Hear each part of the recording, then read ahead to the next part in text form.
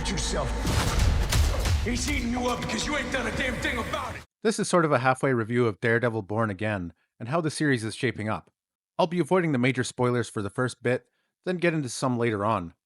And I have to say, I'm glad I waited for this point to review the show, because the first two episodes were a little shaky on their own, but work a whole lot better now within the bigger picture. Let me explain.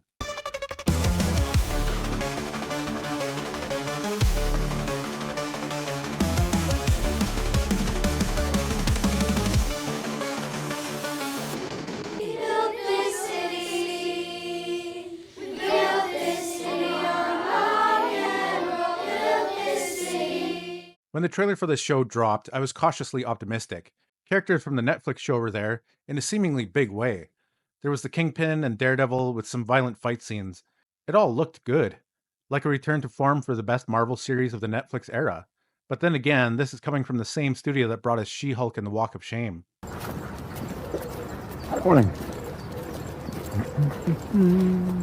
If you've seen the show, you'll know that old energy, the old trifecta of Foggy, Karen, and Matt Murdock, doesn't last long. It almost seems like it was something filmed at a different time and added to the beginning of episode 1 as a way of reeling the fans in. There's a pretty huge spoiler about 10 minutes in, then we're off to the races. Or a really different Daredevil show than the trailer would lead you to believe. And this is where some of the things I'm less fond of start to pop up. New characters are thrust into the spotlight in an overly familiar way as the show time jumps forward, where Matt is working at a new law firm partnered with Kirsten McDuffie, who seems to order him around like she's his boss, even though they're partners, but whatever.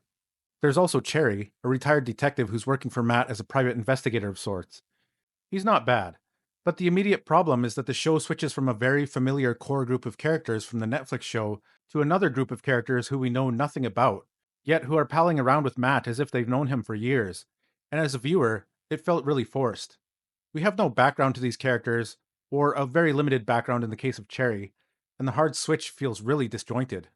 The show also slows down significantly after the opener and some courtroom drama. We've got Matt going on a blind date, pun intended, with a therapist friend of his new partner, named Heather. These two are apparently supposed to have chemistry, though I didn't feel it. We've got Fisk returning after the events in Echo, which I never watched, so right off the bat I felt disconnected. Vincent D'Onofrio is great as Fisk, as always, but seeing him leaving his criminal enterprise in Vanessa's hands because he's focused on a clean political campaign, and attending couples therapy with Vanessa because she cheated on him, it's just not the most riveting stuff. Couples therapy with Kingpin, what I always wanted to see. Oh, and the therapist happens to be Matt's love interest. The first two episodes feel kinda slow, bogged down in the romantic aspects, the political campaign, which does get more interesting once Fisk actually becomes the mayor, and a lot of interpersonal drama, with Daredevil nowhere in sight after the episode 1 opener because Matt has sworn off putting the suit on again.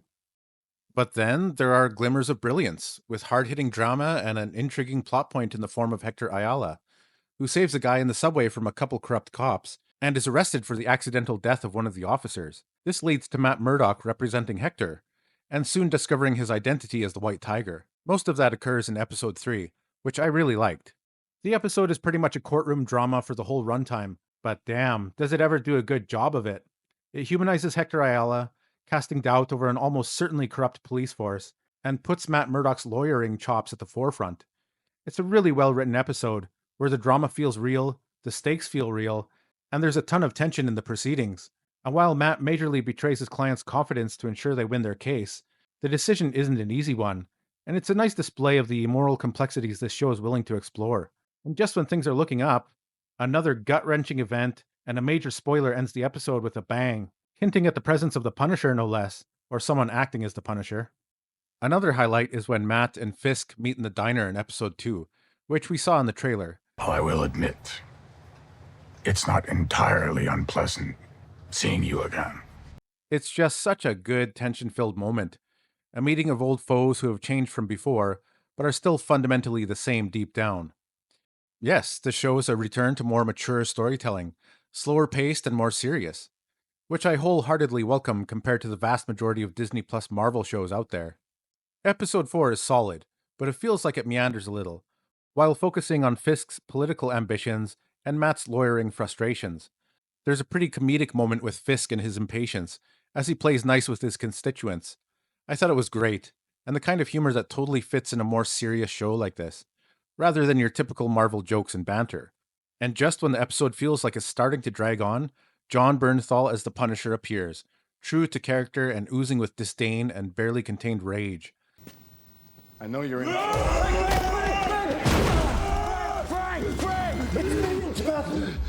His portrayal of this character is so good, and Charlie Cox and him play off each other really well.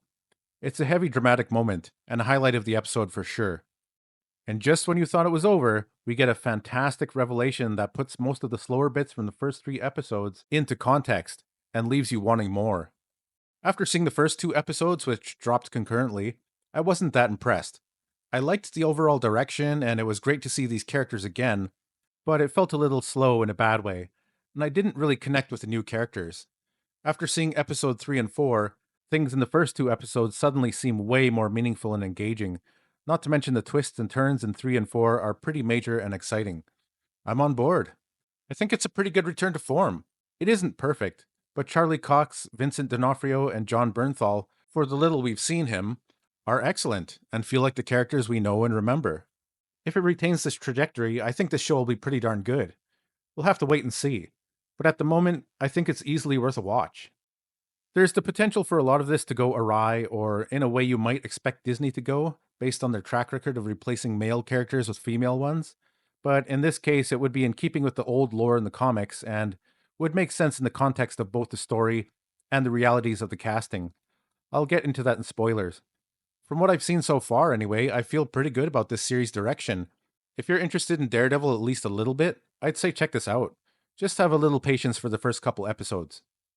Is that it? Is that your best? I'll touch on a few spoilers, so stick around if you're interested.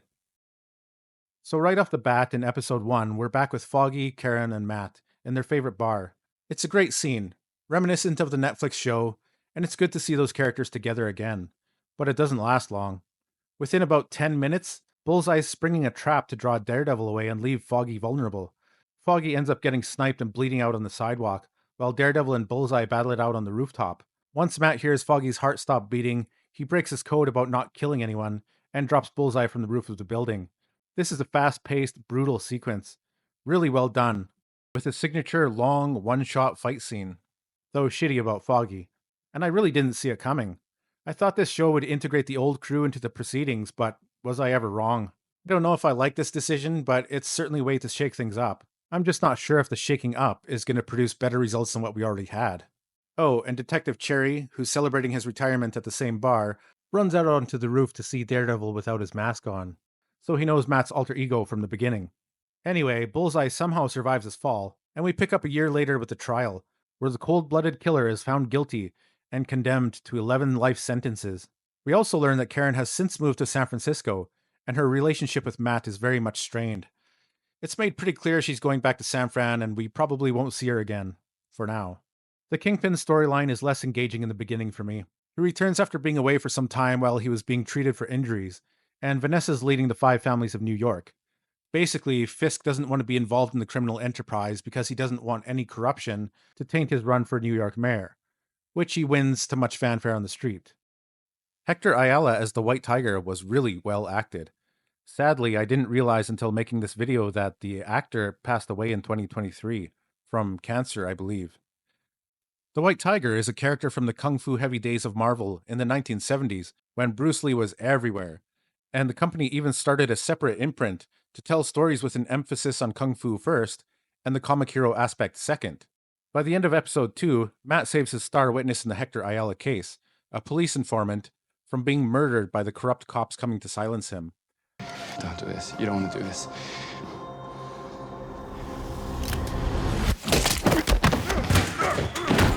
There's a brief fight, and we see that one of the cops has a Punisher tattoo on his wrist. So we have some fanboys echoing a perhaps controversial Punisher run, where he changes his symbol to distance himself from his classic insignia that's being co-opted by the police. I haven't read it, so forgive me if I'm wrong about it, I've just heard tell about it.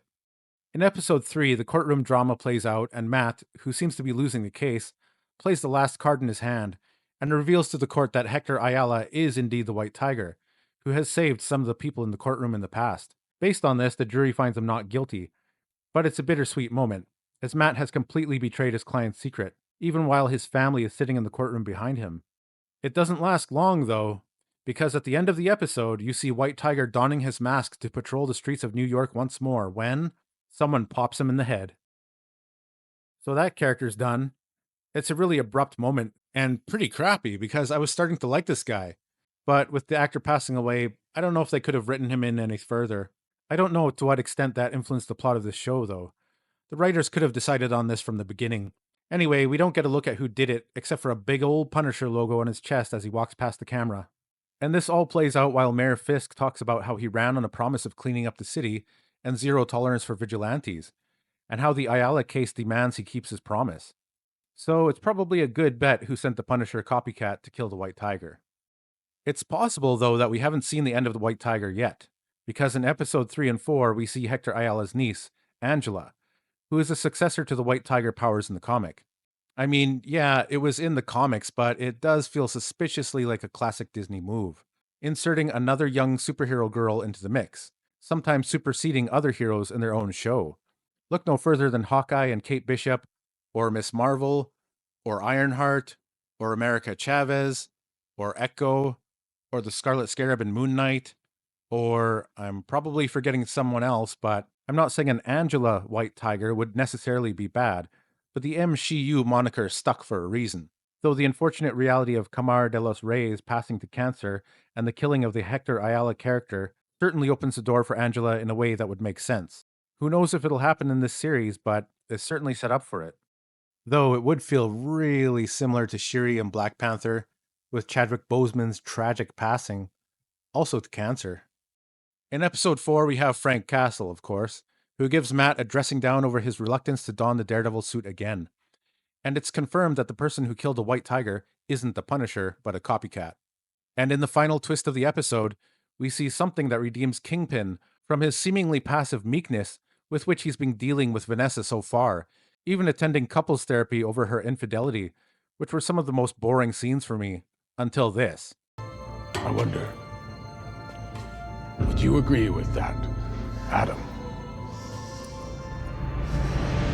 We see Adam, the dude who Vanessa had the affair with, locked up in an underground dungeon, begging for mercy, as Kingpin enjoys a succulent meal to his pathetic pleas. I love this scene so much, because I was really wondering what happened to the Kingpin character. He's mostly been on the straight and narrow, with the exception of some blackmail against an insubordinate police commissioner, but this makes up for it. It also makes those therapy sessions much more fun to look back on, knowing he'd been torturing this guy all along while keeping a straight face to Vanessa and the shrink. Oh, and Muse shows up briefly at the end to set up the next episode. If this show maintains this trajectory, it has the potential to be awesome. But if Disney decides to go the same route as they did after Endgame, pursuing storylines and characters from comics that did poorly or were cancelled outright, and then wondering why they aren't enjoying as much success as before, then we're in for a rough time. For now, I'll remain optimistic and hope that the showrunner knows how to steer this thing into great territory, with the focus on Daredevil and Kingpin and a minimum of political allegory and messaging, which there is a little bit of if you look for it. So far, it's been pretty good. I'm looking forward to the next episode. I'll probably do a season overview when all the episodes are out to see how Born Again ultimately fares. Well, that's all I've got for now. Let me know what you thought in the comments below. And as always, thanks for watching.